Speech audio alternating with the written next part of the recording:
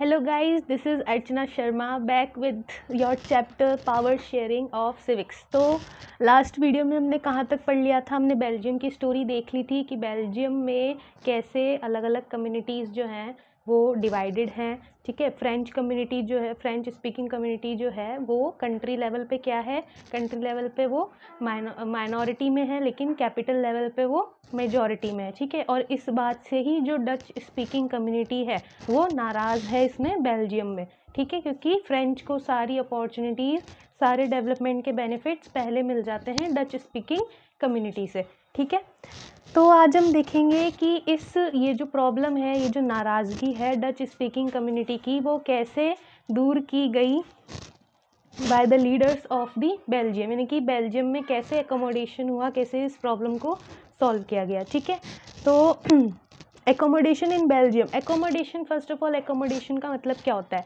Accommodation का मतलब किसी भी लोगों के बीच में या किसी ग्रुप ऑफ पीपल के बीच में अग्रीमेंट कराना। ठीक है, साझेदारी जो बोला जाता है, ठीक है, वो कराना। अगर उनका डिफरेंट ओपिनियन हो, agreement between people having different opinion on a particular subject, किसी भी पर्टिकुलर सब्जेक्ट पे अगर डिफरेंट ओपिनियन है तो उन सब की बातों को सुनना और एक कंक्लूजन लेके उनको अग्रीमेंट कराना। ठीक है, तो ऐसे ही कुछ बेल्जियम में हुआ।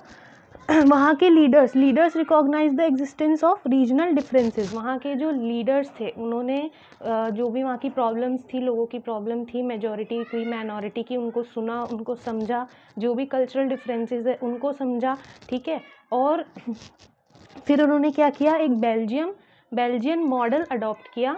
ठीक है, जिसमें 5 मेन एलिमेंट्स उन्होंने डाले, जिसकी वजह से ये जो प्रॉब्लम थी बेल्जियम में वो सॉल्व हुई। ठीक है, तो अब वो क्या मेन 5 एलिमेंट्स थे वो देखते हैं। तो सबसे पहला था बिटवीन 1970 एंड 1993, यानी कि सबसे पहले उन्होंने अपने कॉन्स्टिट्यूशन में अमेंडमेंट किया। कहाँ से स्टार्ट किया उन्होंने? अपने कॉन्स्टिट्यूशन से। 1970 एंड 1993, इसके बीच में, इस टाइम ड्यूरेशन के बीच में उन्होंने अपने कॉन्स्टिट्यूशन को कितने टाइम अमेंड किया?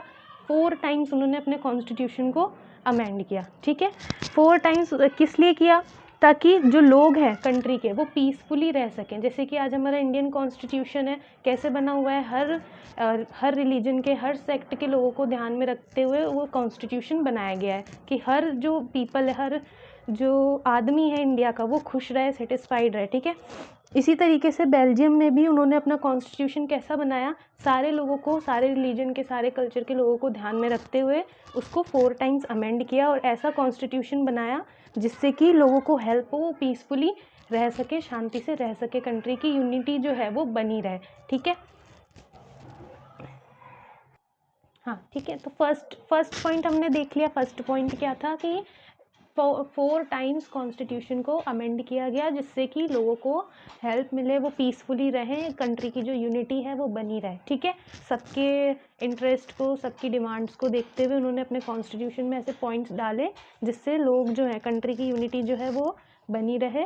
ठीक है, अब देखो सेकेंड पॉइंट क्या था कि डच स्पीकिंग और फ्रेंच स्पीकिंग, यानी कि दोनों ही कम्युनिटीज से जो मिनिस्टर्स थे सेंट्रल गवर्नमेंट में या सेंट्रल लेवल पे, वो क्या थे? इक्वल थे। ठीक है, दोनों का ही जो रिप्रेजेंटेशन था, जो प्रोपोर्शन था, वो क्या था? इक्वल था, दोनों ही कम्युनिटी के मिनिस्टर्स का। कोई भी एक सिंगल कम्युनिटी डिसीजन नहीं ले सकती थी, यानी कि जो भी डिसीजन, जो भी लॉ, जो भी बिल पास होगा आपकी सेंट्रल गवर्नमेंट में, ठीक है, उस पर दोनों की मंजूरी होना, दोनों की हाँ होना ज़रूरी है। ठीक है, दोनों का ओपिनियन सेम होना ज़रूरी है, दोनों का क्या है? इक्वल रिप्रेजेंटेशन है। कहाँ पर? सेंट्रल गवर्नमेंट में। ठीक है, थर्ड एलिमेंट क्या था कि जो पावर है, थर्ड एलिमेंट क्या था कि जो पावर है वो डिवाइड कर दी गई थी, किसमें? सेंट्रल गवर्नमेंट और स्टेट गवर्नमेंट में। ठीक है, यानी कि यहाँ पे जो पावर है वो सिर्फ सेंट्रल गवर्नमेंट के पास नहीं थी, वो अब वो पावर किसको दे दी गई थी? स्टेट गवर्नमेंट को भी दे दी गई थी, यानी पावर को बांट दिया गया था। यहाँ पे क्या हो गई? आपकी पावर शेयरिंग हो गई। ठीक है, अब स्टेट गवर्नमेंट जो है वो सबऑर्डिनेट नहीं थी सेंट्रल गवर्नमेंट के, यानी कि स्टेट गवर्नमेंट अब अपने डिसीजंस खुद ले सकती थी। ठीक है, उसको डिपेंड नहीं रहना पड़ेगा किस पे? सेंट्रल गवर्नमेंट पे, या हर बात के लिए उसको सेंट्रल गवर्नमेंट से पूछने की ज़रूरत नहीं पड़ेगी। अब वो अपने डिसीजंस खुद ले सकती है स्टेट गवर्नमेंट। ठीक है, तो ये हम ये वाला पॉइंट इम्पॉर्टेंट है जो नेक्स्ट चैप्टर में भी पढ़ेंगे। इसको क्या बोला जाता है, फेडरलिज्म। ठीक है, फेडरलिज्म यानी पावर्स को डिस्ट्रीब्यूट कर देना। ठीक है, इसको हम नेक्स्ट चैप्टर में पढ़ेंगे, चैप्टर नंबर 2। ठीक है, अब फोर्थ एलिमेंट क्या था उनका कि ब्रुसेल्स की क्या थी, सेपरेट गवर्नमेंट थी। ठीक है, जैसे यहाँ पे पावर्स डिवाइड हो गई स्टेट, सेंट्रल और स्टेट गवर्नमेंट में। ठीक है, तो अब यहाँ पे ब्रुसेल्स की एक सेपरेट गवर्नमेंट बनी। उसमें भी डच एंड फ्रेंच स्पीकिंग का जो मिनिस्टर्स थे, डच एंड फ्रेंच मिनिस्टर्स थे, उनको इक्वल रिप्रेजेंटेशन दिया गया। ठीक है, जैसे यहाँ पे सेंट्रल लेवल पे दिया गया था, ऐसे ही स्टेट लेवल पे भी जो डच और फ्रेंच मिनिस्टर्स थे उनका क्या था, रिप्रेजेंटेशन इक्वल था।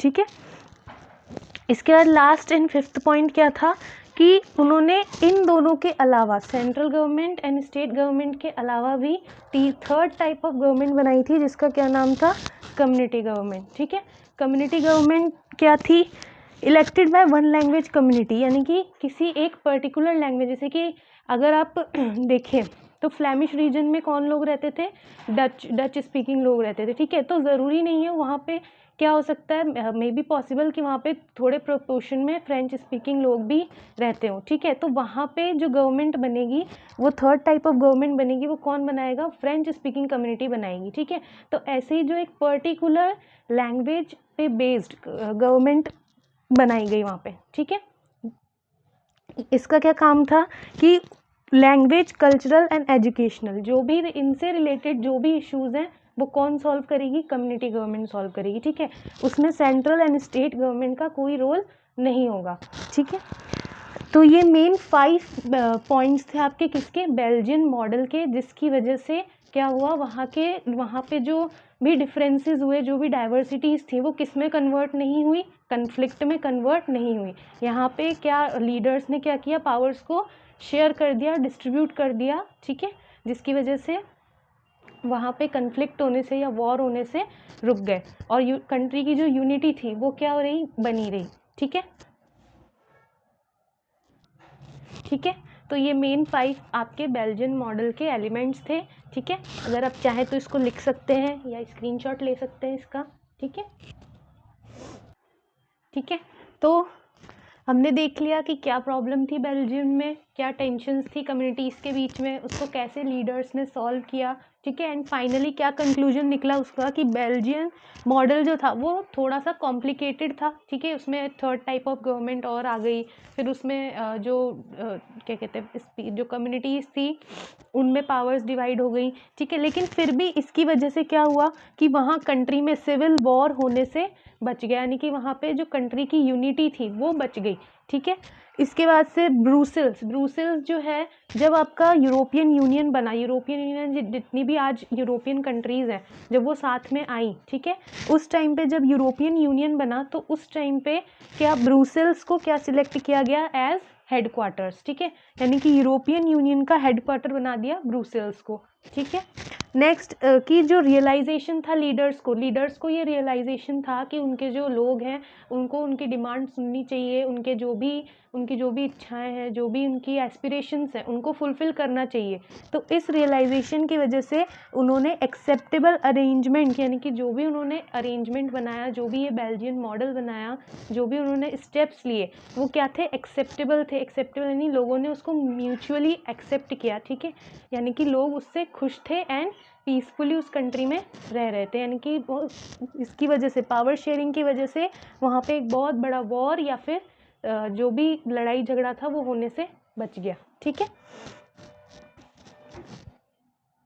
ठीक है, तो ये बेल्जियम का हमने कर लिया कंप्लीट। अब कल हम देखेंगे श्रीलंका में क्या होता है, वहाँ की क्या एथनिक कॉम्पोजिशन होती है, वहाँ की क्या कंडीशन होती है, वहाँ पे पावर शेयरिंग होती है या नहीं होती है। यहाँ तक अगर किसी को डाउट है तो please just mention in the comment section.